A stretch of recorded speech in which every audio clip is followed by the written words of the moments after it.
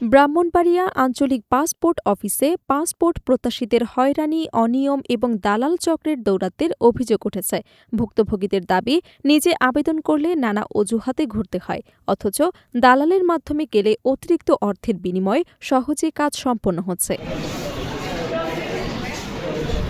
স্থানীয়দের অভিযোগ, অফিসের কিছু অসাধু কর্মকর্তা কর্মচারীর সঙ্গে দালাল চক্রের যোগসাজশ রয়েছে। অনুসন্ধানে অভিযোগ পাওয়া গেছে, নির্দিষ্ট কিছু ইমেল আইডি বা কোড ব্যবহার করে আবেদন পাঠানো হলে তা সহজেই শনাক্ত করা হয়। নাম প্রকাশে অনিচ্ছুক এক কম্পিউটার সেবাদাতা দাবি করেন, প্রতিটি আবেদনের বিপরীতে অফিসে প্রায় ১,৫০০ টাকা পর্যন্ত দিতে হয়। তবে এসব অভিযোগের পক্ষে লিখিত প্রমাণ উপস্থাপন করা হয়নি। পাসপোর্ট করতে জন্য আসছিলাম, পরে পাসপোর্টের লাগে আমার অনেক ঘুরাইছে। ঘুরানির পরে একবার পাঁচতলা ভিতরেতে নিচতাইতাম, নিচেতে আবার এই কম্পিউটারের মহিলা আমার ঘুরাইছে। কয় নম্বর মহিলা এটা?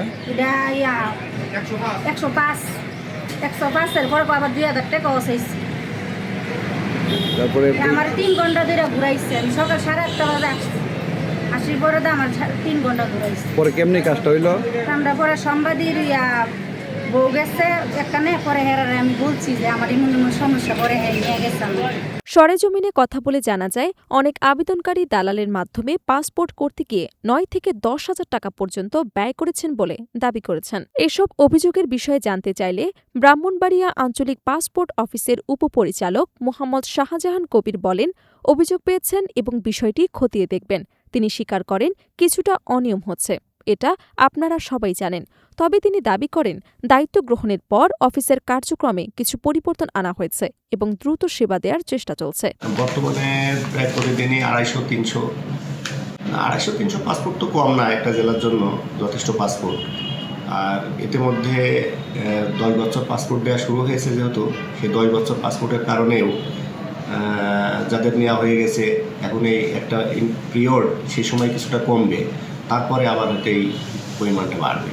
ইমেল বলতে এখানে যদি কেউ ফর্ম পূরণ করতে চায়, তাহলে প্রত্যেক ব্যক্তির জন্যই ইমেল আইডি থাকা বাধ্যতামূলক এবং প্রত্যেক ব্যক্তি তার নিজস্ব ইমেল আইডির মাধ্যমেই পাসপোর্টের ফর্ম পূরণ করবে এবং ওইভাবেই আইডি ক্রিয়েট হবে, তারপর আমাদের এখানে জমা দিবে এবং একইভাবেই সেটা জমা নেওয়া হবে।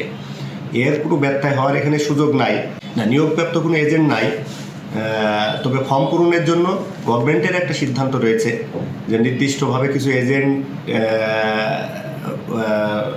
গভর্নমেন্ট নিয়োগ দিবে, তারা এখানে রেজিস্ট্রেশন করে গভর্নমেন্টের কাছ থেকে লাইসেন্স নিয়ে ফর্ম পূরণ করবে। তবে এইভাবে যদি ফর্ম পূরণের একটা ব্যবস্থা চালু হয়, সেই ক্ষেত্রে জনগণ নির্দিষ্ট জায়গা থেকে ফর্ম পূরণ করে তাদের ওখান থেকে টাকা জমা দিয়ে সরাসরি অফিসে ফর্ম জমা দিতে পারবে। আশা করি এটা একটা নির্দিষ্ট সময়ের ভিতরে হইলে তখন এই সেবাগুলো আরও সহজ হবে। না, আমি এখানে নতুন এসেছি, তবে আমি আসার পরে আপ্রাণ চেষ্টা করছি যে যথাসময়ে ফর্ম জমা নিয়ে যত দ্রুত তাকে এনরোলমেন্ট, বিশেষ করে বায়ো এনরোলমেন্ট কমপ্লিট করা যায়। অন্যদিকে অনুসন্ধানে প্রায় ২১ জন সক্রিয় দালালের তথ্য পাওয়া গেছে, যারা বিভিন্ন মাধ্যমে পাসপোর্ট আবেদন নিয়ন্ত্রণ করছে বলে অভিযোগ রয়েছে। এছাড়া অফিসের ৩ কর্মকর্তার সংশ্লিষ্টতার অভিযোগ উঠে এসেছে। তবে প্রতিবেদন লেখা পর্যন্ত অভিযুক্ত কর্মকর্তা কর্মচারীদের বক্তব্য পাওয়া যায়নি। এটা তো বলছিলাম যে আপনাদের চ্যানেলের মাধ্যমে যে পাসপোর্টগুলো হয়, তাই না, ওইগুলো তো দেখা যাচ্ছে পাসপোর্টগুলো হচ্ছে। তাহলে এই চ্যানেলের বিষয়টা নিয়ে আপনি কোনো ব্যবস্থা নিয়েছেন কিনা, বা আপনার কর্মকর্তা যারা আছে তাদের আপনি কী ধরনের অ্যাকশন নিয়েছেন? ওদের যদি কোনো পরিবর্তন নাই পড়ে, তাহলে ধরেন এখানে আগে যা ছিল তাই আছে, আগে যে রুল চলতেছে এখন এই রুলই চলতেছে। আমি তাই বলবো। আপনি এর আগে যখন এখানে কখনো আসছেন, এই রুমের ভিতরে দলে দলের লোকজন এসে ফাইল নিয়ে আসতো না, এর 5টা ওর 10টা, এর এটা ওইটা। আপনার বলতে পারবেন? নাম তো শুনেছি, কথা ছিল। পাসপোর্ট অফিসের তো আপনি ভুল ধরে তো শেষ করতে পারবেন না, ওইগুলো তো সবই হচ্ছে ইমেল নম্বর। এটাই তো মিল তো এটাই। হ্যাঁ, না, এটা তো আমি অবশ্যই কথা বলবো, মিল তো এটাই। এর তো কোনো কোড থাকে না, আগে থাকতো ABCDE একটা কোড দেওয়া থাকতো, এটা আগে, আজকে থেকে 10 বছর আগে। যখন মিল চলে আসছে তখন নিচে কোড, তখন এই মিল।